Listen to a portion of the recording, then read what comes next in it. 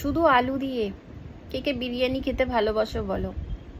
মানে chicken miss করলেও বিরিয়ানির আলুটা কিন্তু মিস করা যাবে না।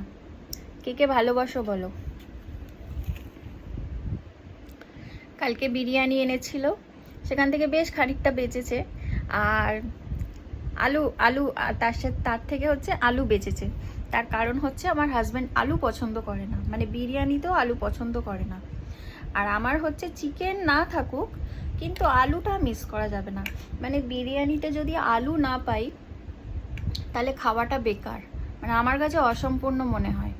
তো এই যে বেশ অনেকটাই বেঁচেছে, আমি সেখান থেকে আবার খেয়েও নিয়েছি। ভিডিও করার কথা আমার মনেও ছিল না।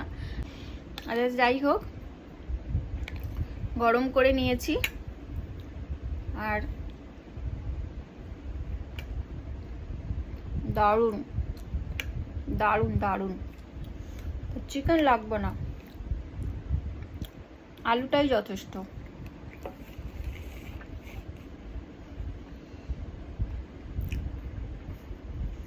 চিকেন ছাড়া